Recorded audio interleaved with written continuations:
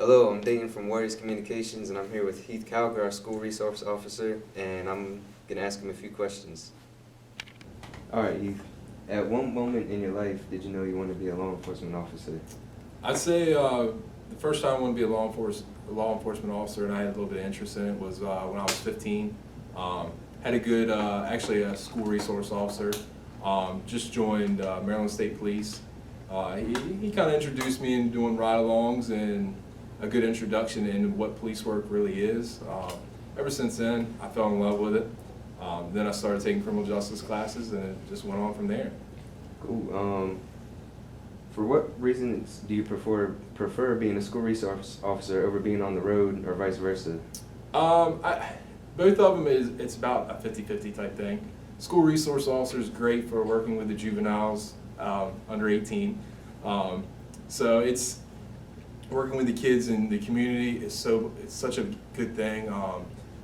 Getting the kids off the streets and teaching them how just follow simple directions versus when they become 18 and go out in the real world, and if they can't follow the law, obviously it's going to either lead to arrest or something in that matter.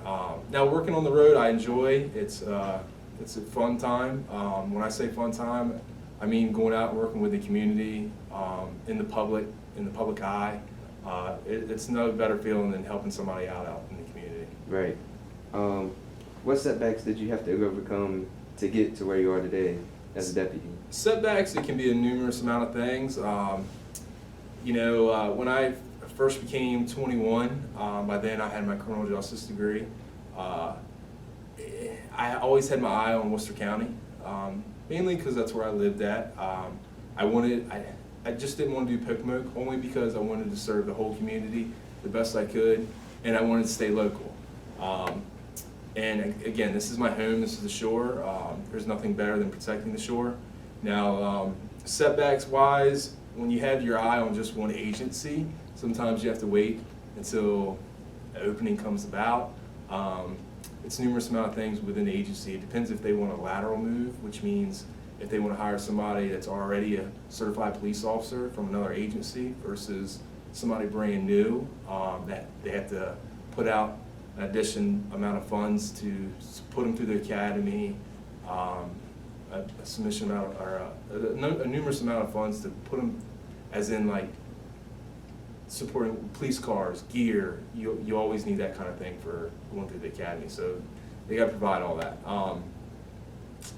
But I'd say setbacks, just waiting for the opportunity for them to hire me, and then being young, you got to watch where you're at.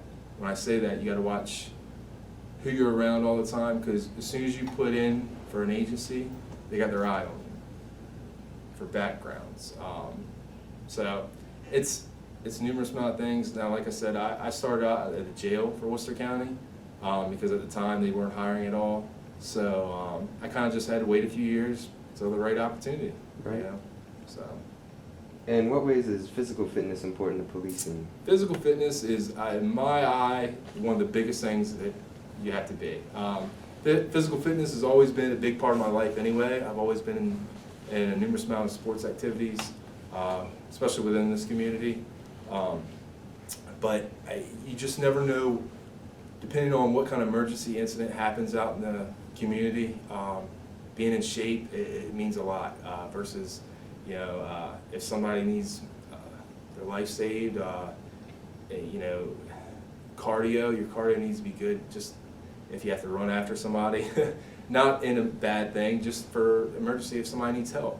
And when I say that, I don't want to get to somebody and be out of breath and can't provide my job in a professional manner either. So in my eye, it has to be one of your #1 priorities. Of course. What are ways officers can bridge the gap between them and the community? My biggest thing to bridge the gap would be work within the community. So yes, you always want to protect the community. That's one of our #1 things. But we also want to serve the community too. We want to be a part of the community. We want trust in the community. And being out involved in the community, school functions, or just sports activities outside of here, anything we can do just to provide and serve and have the trust in the community is definitely high in demand. And finally, what has been your favorite moment as an officer? I really don't have a favorite moment that sticks out, especially when you enjoy getting in your police car every day and knowing you can go out and serve the community. That's probably the number one thing that comes to my mind. As soon as I get in that car knowing I'm going to be out serving and helping somebody, that's my favorite thing, honestly. Now calls, I mean, I could tell you funny stories on calls and going out, but my number one favorite thing is definitely just getting in and serving the community. I really appreciate your time. Yep, thanks for the opportunity. Always a privilege to come out here and interview with you guys.